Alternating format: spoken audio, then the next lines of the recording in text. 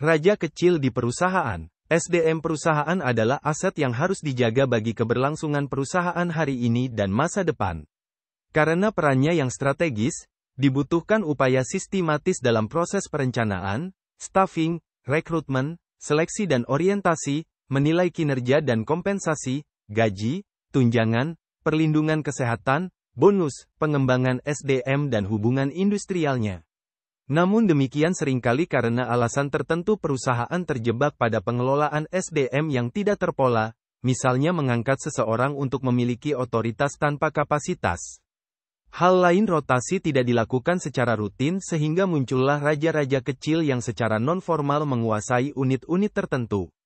Alhasil perusahaan makin terjebak kepada kondisi lebih sulit hadapi SDM internal, yaitu hadirnya raja kecil di banyak unit kerja.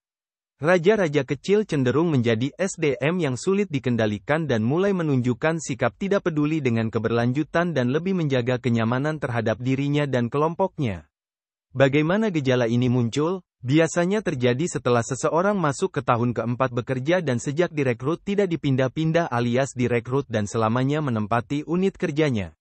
Bagi perusahaan yang dinamis, tentu hal ini sedari awal disadari di mana setiap SDM perusahaan akan mengalami rotasi di rentang waktu 1-3 tahun. Hal ini dilakukan selain menghindari hal di atas juga untuk pengembangan SDM tersebut.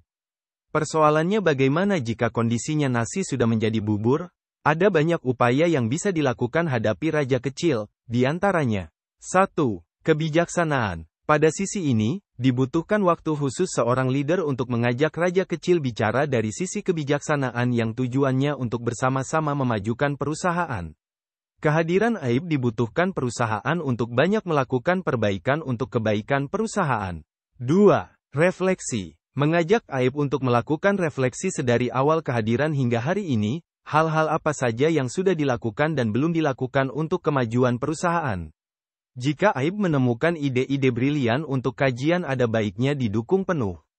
3. Pengetahuan. Kebosanan adalah salah satu yang sering dihadapi oleh raja kecil, oleh karenanya dibutuhkan mengenalkannya ke pengetahuan baru tentang bisnis yang dijalankan perusahaan.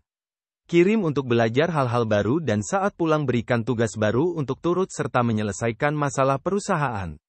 Raja kecil selalu ada di mana-mana. Namun dengan mengenalinya dan mencoba mengajaknya untuk turut serta melakukan perbaikan untuk kebaikan perusahaan dapat membawa perubahan perilaku yang lebih baik bagi perusahaan.